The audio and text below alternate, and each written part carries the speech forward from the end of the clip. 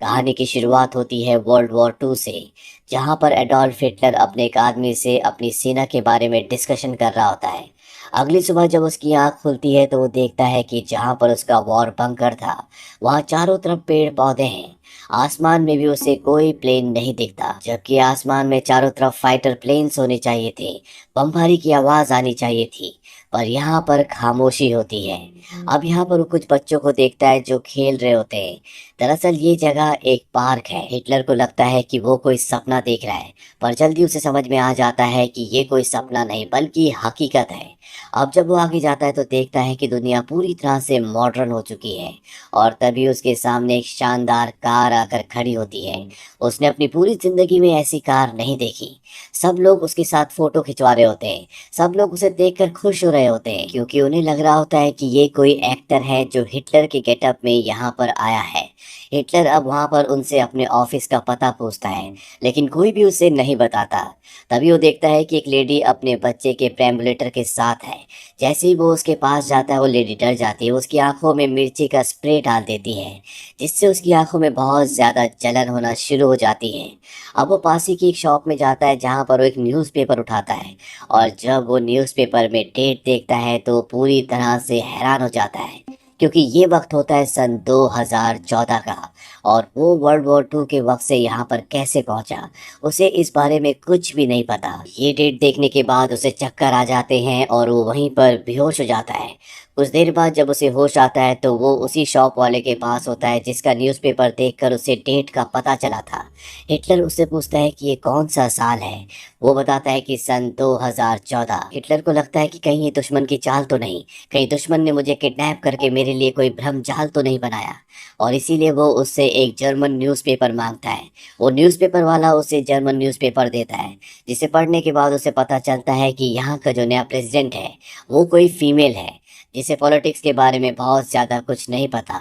साथ ही उसे ये भी पता चलता है कि वर्ल्ड वॉर टू हिटलर यानी कि जर्मनी हार गई थी। साथ ही पोलैंड अभी भी एग्जिस्ट करता है जो जर्मनी की टेरिटरी में है। ये सब जानने के बाद उसे बहुत दुख होता है, और वो कहता है कि मुझे ज़िंदगी दोबारा इसीलिए मिली है ताकि मैं अपने पिछले काम को पूरा कर सकूं। वहीं दूसरी तरफ हमें माई टीवी टेलीविजन स्टेशन को दिखाया जाता है, जहां पर एक मूवी मेकर जिसका नाम फैबियन है वो काम करता है। लेकिन उसका बॉस बहुत ज़्यादा फ्रस्ट्रेटेड होता है, इसीलिए वो उसे जॉब से निकाल देता है। हालांकि फैबियन उससे बहुत रिक्वेस्ट करता है, लेकिन उसके आदमी उसे उठाकर बाहर फेंक देते हैं।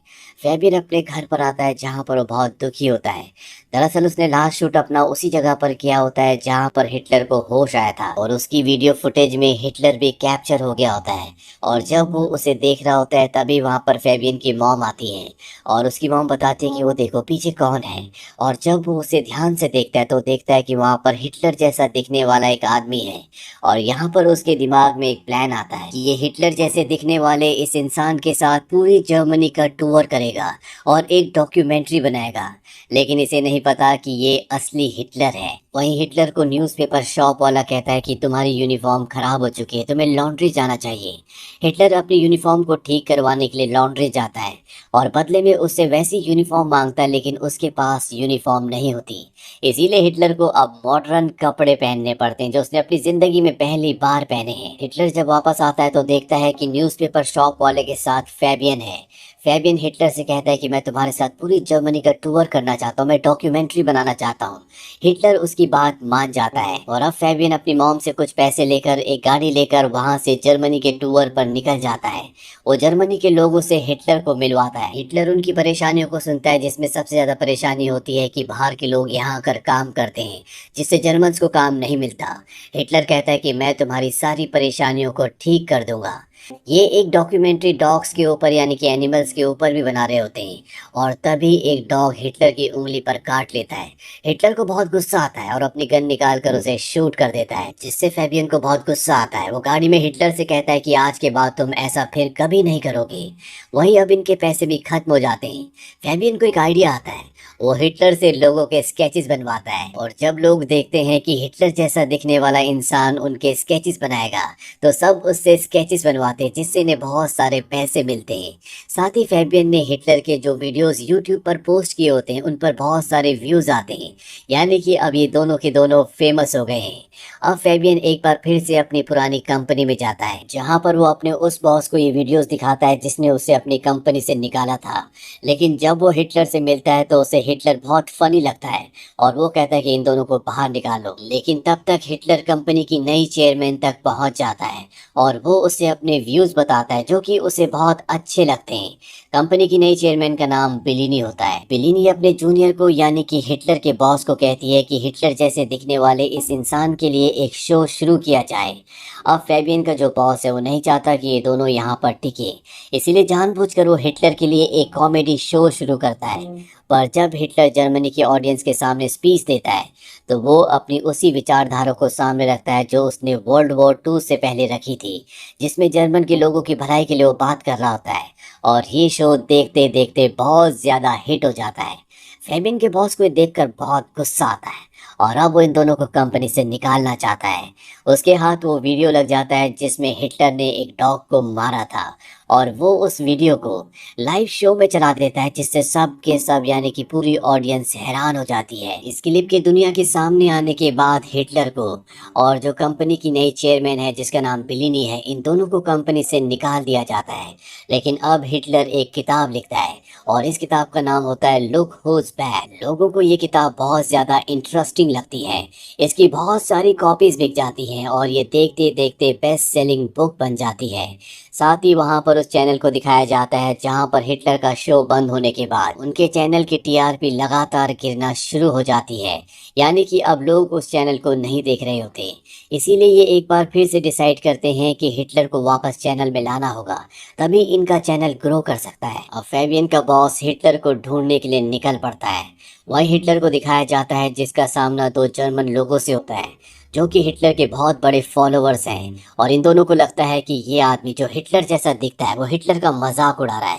इसीलिए दोनों हिटलर को बहुत बुरी तरह से मारते हैं जिससे हिटलर को हॉस्पिटलाइज होना पड़ता है। लेकिन अब ये बात पूरी जर्मनी में जंगल की आग की तरह फैल जाती है। लोग हिटलर से प्यार करते हैं, उसकी बातें लोगों को समझ में आती है, इसीलिए अब लोगों के दिलों में उसके लिए सिंपैथी भी पैदा हो गई है। वहीं फैबियन को दिखाया जाता है जो उस वीडियो क्लिप को दोबारा से देखता है जिस वीडियो क्लिप में उसने पहली बार हिटलर को देखा था। और जब वो स्लो करके वीडियो देखता है तो वो देखता है कि जहाँ पर उसने हिटलर को पहली बार देखा था वहाँ पर कुछ बिजलियां भी चमकी थी। वो समझ जाता है कि ये कोई नकली हिटलर नहीं है बल्कि ये असली हिटलर है जो किसी तरह से इस वक्त में आ गया है। इसीलिए इसकी बातें, इसकी सोच असली हिटलर की तरह है। अब वो उस जगह जाता है जहाँ पर हिटलर पहली बार आया था। वो वहाँ पर देखता है कि वहाँ की जो घास और वहाँ की लीव्स होती हैं वो जली हुई होती हैं और अब उसका जो शक होता है पूरी तरह से यकीन में बदल जाता है कि वही असली हिटलर है। वो भागता हुआ हॉस्पिटल जाता है जहाँ पर बिलिनी होती है, लेकिन हिटलर वहाँ से गायब होता है। वो बिलिनी से पूछता है कि हिटलर कहाँ है। वो बताती है कि हिटलर दोबारा से स्टूडियो में गया है, उसकी आज रिकॉर्डिंग है।